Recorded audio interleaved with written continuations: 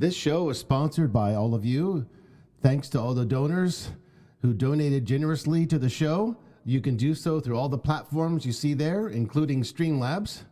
The links are in the description box below. You can click on those, as you can see behind the text there. So happy clicking and happy donating. Daily Meditations, the teachings of Lao Tzu. Words can never convey the beauty of a tree.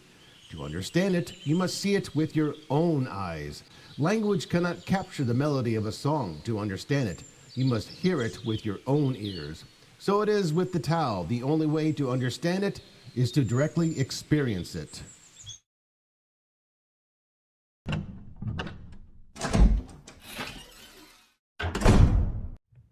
Hello everyone, welcome back to another daily tips for composing for classical guitar. And today we're going to look at this website here just for fun. Fun Friday here in Japan, called Voice Leading in Action, Simple Chord Families on the Guitar Neck. This is available through Berkeley Online. So we're just kind of go through this, and some of this stuff is kind of obvious, some of it not so obvious. We're just kind of go through some of this and look at the different voice leanings on guitar. And just have a little fun before we jump into it next week. Next week, Monday, I'm going to look at a Bach cantata, so that's going to be a bit heavier than this. So I thought we'd look at this website and go over some of the tips that they have and share it with me and share it with you and through me to you. And I'll give my interpretation of what's going on there. But before we get into that, hit me up on my alt-tech websites like Odyssey, Rumble and BitChute, and Minds and Gab. And also I'm on Facebook. I have a bunch, like about 3 years worth of live streams I did for composing for the classical guitar. So if you want to see my entire backlog of videos, go check that out. Also, links are in the description box below to check out my sheet music I have for sale on Amazon. I have a ton of sheet music. All of it's just solo guitar music. And it's just short little character pieces. You can they're cheap, like anywhere from like $3 to $5 a piece. Available on Kindle only, and because Amazon, for some reason, I can't make a paper version of it, a print version of it, unless it's like 10 pages long. Since my music's only like about 4 pages, even with the cover and the back covers, it's still not enough. So it's only available on Kindle. Go check them out, and if you like them. Yeah, let me know in the comment section. And last, before we, not to say least, before we get into the voice leading here, I want to say, if you have composed a piece of music and you like to share it, please share it with me at my email address at crumblycake@gmail.com. You can share that with me, like a page. You don't have to share the whole composition, just like one page of it.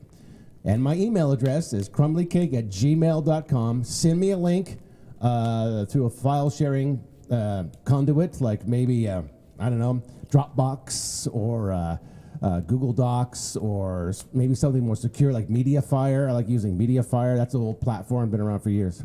So yeah, if you have a composition you like me to look at and share with us on the show and sort of disseminate this masterpiece you wrote, yeah, send a little copy, a PDF file at crumblycake@gmail.com. So let's take a look at this article here about voice leading in action, simple chord families.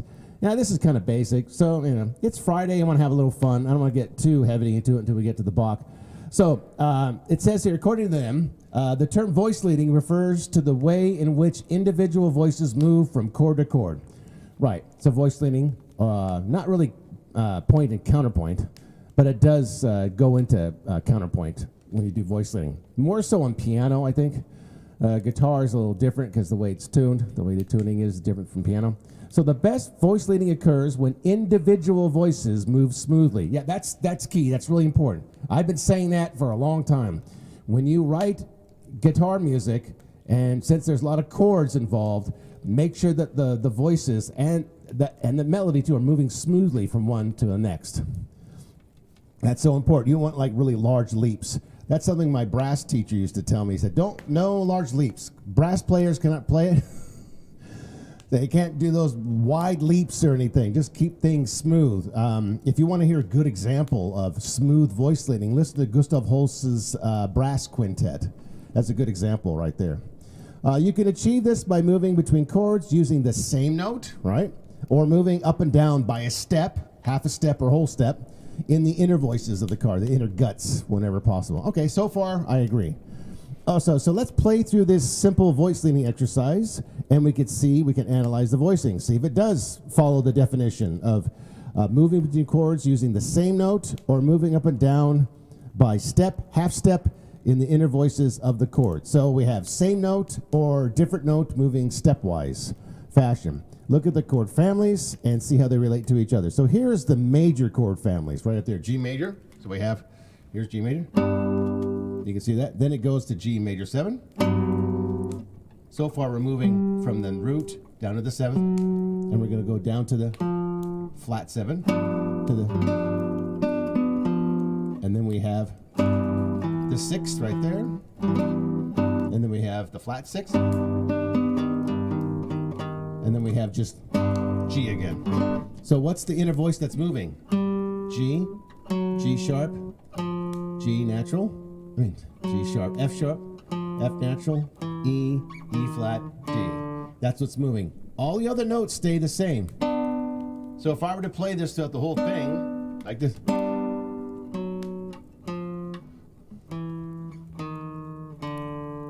that stays the same, and the root stays the same. So far so good. We've got an inner voice leading that's moving stepwise, half step descending, and it's changing the quality of the chord. It's still a major chord, but it's changing the quality of that major chord subtly through inner voice leading.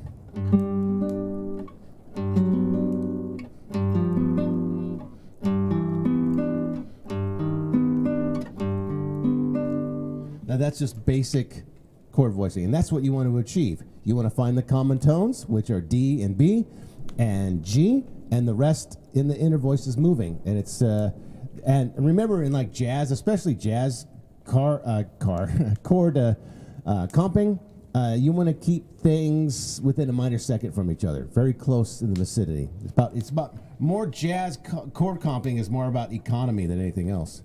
Classical guitar, you don't have to worry too much. We can do like large leaps with thumb fretting and all that kind of stuff.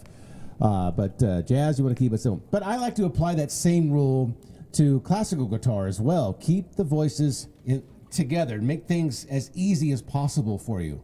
Don't make them difficult. Don't playing like a G major chord and decide, I want a G major chord that looks like this. Well, why? Why do you need to do that? Or a G major 7 chord looks like this. That doesn't, just like that's impractical. There's no reason to do that. Just try to keep things simple, and you'll find that, your pieces will still be good anyway, even if it's with the simple chord progression. The minor key, there's G minor, and then we do a G minor major 7. Same movement. You've heard this chord progression before. And then, minor 6. Oh. And then minor flat 6. And then G. That's a very common classical guitar voicing right there, that G minor. So we have.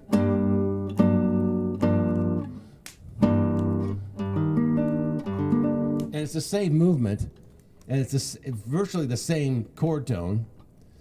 7, so it goes root, 7, 7, 6, 6, 5th. Okay, now we move on to the same thing. So you see the common tones, D, B flat, and G. See how simple this is? You could do a lot. Amazing what you can do in just a little limited space, how many notes you can change and how it changes the quality of the chord. There we go, dominant 7, but there's a lot. So we have the same thing. But this time, the notes in the middle remain the same. The tritone between F and B stay the same. The 4th, 7 and B. So this stays the same. But this time the note on the top moves up to the 13th, which is the 6th. Then it goes to the regular 13th. And then it does what they call a flat 11. So this time we're altering the top note, and the bottom notes stay the same. You see that?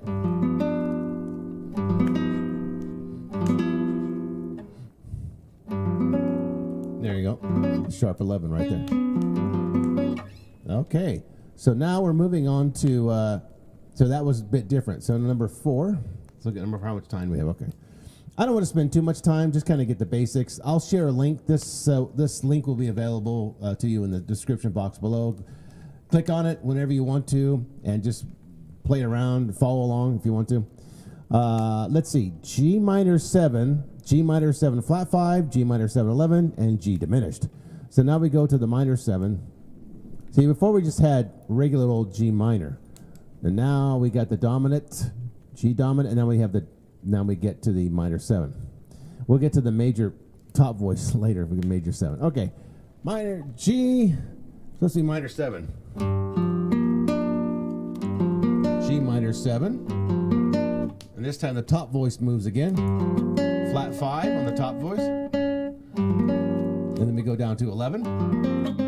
That's the 11. The 4th. And then we do this interesting thing.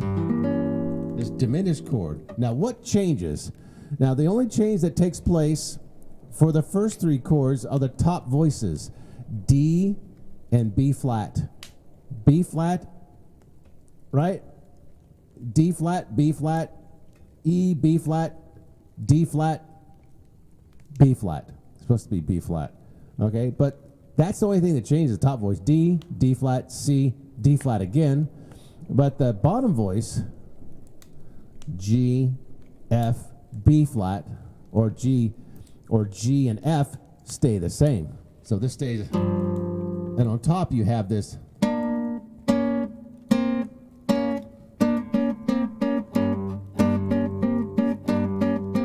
So you have that top voice moving along while the other voices stay the same. So you have 3 voices stay the same. Stay the same.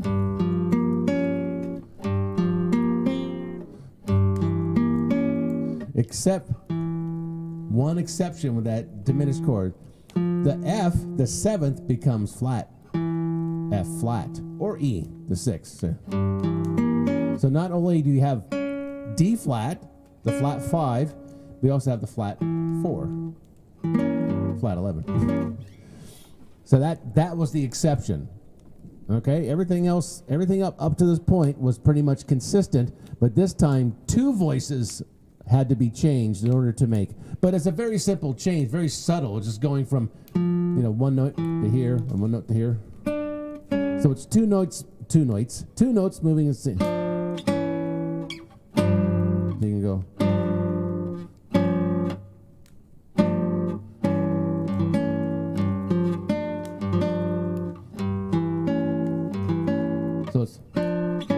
So you have a 6th moving down a 2nd. All right, let's go on here to dominant 7. Let's see. We'll go up to example 8, and then maybe we'll continue next time. And that should be good enough for today. They're getting enough. You can just follow along this website anyway. So now we go to dominant 7, C dominant 7, and I think most of the notes stay the same. Yeah, it looks like everything stays the same. C, E, C, E, C, E, C, E, C, and then C, F, and C, F. Except for actually the middle voice and the root stays the same throughout the entire chord change here. So let's see, we have dominant 7, then we have a flat 9. That's very similar to this. The flat 9 is just a diminished chord. Shh, don't say anything. Secret. Then we have the 9 chord. 9 on the top. Then we have the sharp 9. D sharp or E flat. Then we have a dominant 7 chord. That's a weird way to finger that one. I guess they have to finger it that way. Which is a lot different than this one. This is in root position, but you're just changing the notes. The E and the B flat and the C stay the same, but the E, that's E on top. Unnecessary. And then we have the suspended chord, but this time, instead of C and E, it's C and F, the 4th, and then we have the dominant 7, the flat 7 there, and then C on top. So you go from going from C dominant 7, C, E, B flat, C, to a C dominant 7 sus chord is very easy because all you're doing is replacing the E, the third, with the fourth. And then finally you move the C to D to ninth, and now you have a C dominant 7 sus 4 9. So what changed here? We have the C and the E stay the same except for the last two chords. It goes up to the fourth. But then the C and the B flat stay the same, and the top voice changes. Root, D flat, E natural, E flat, E natural, and then C. Okay, so that was a little more complicated because a lot of little parts had to be changed. But for the most part, the C and the B flat stayed the same throughout the entire change. So if you were to play B flat through this, you'd be fine. You're playing C, you'd be fine, and all the other notes stay the same. I mean, changed. You can just play this open chord. Why do you need to why do you need to fret the E there? You can just play that.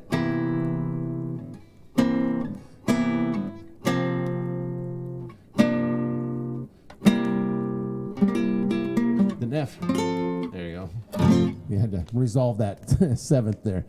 Okay, let's go on to a top voice here with G major. And what the hell? That's supposed to be G? That's G major. G, D, G. Why do they have it barred like this? It's supposed to be either they meant G major 7 or they meant G, I'm not sure. And then they do G, so G major, and the note G, the root goes down to 7th. That's better. You can just finger the chord like this. We're right here, this G dominant 7 chord. And then we move the middle voice down to the 7th. And we move the middle voice down to the 6th. And then we keep the G and the D.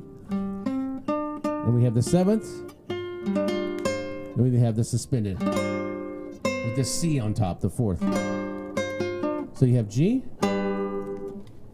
G major 7, G dominant 7, G6, and then G, like that. So what changed? Well, the bass note stayed the same.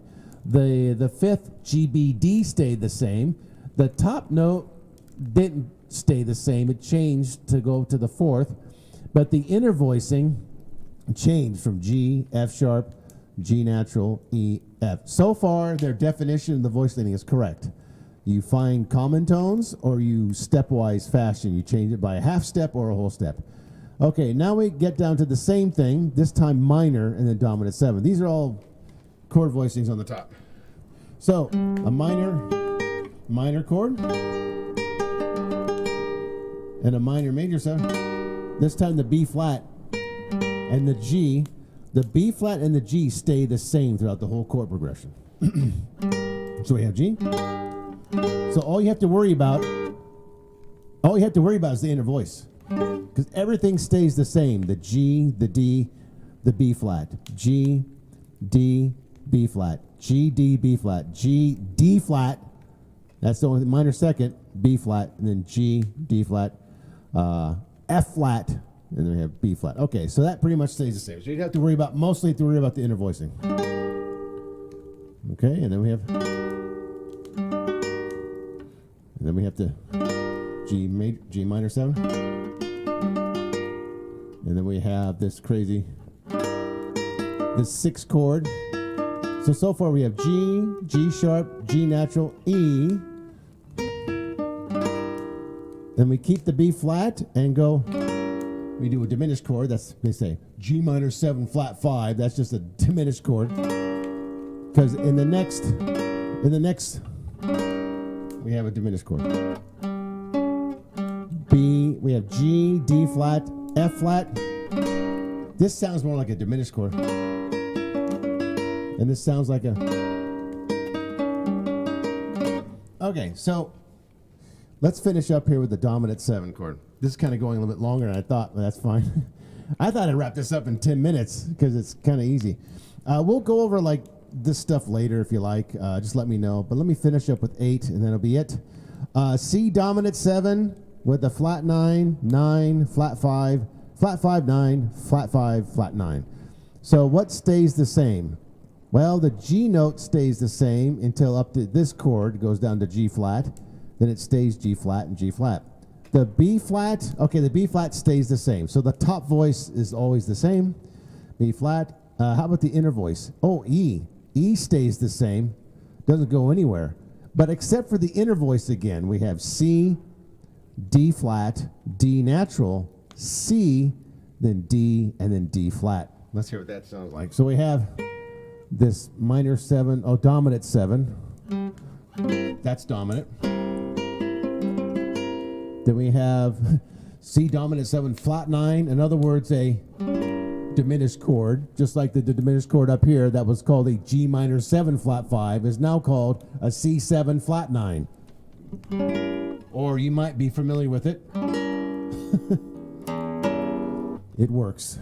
See how different spelling, you know, the way the spelling, but it's the same chord. Nothing has changed. So now we go to C dominant 7 9,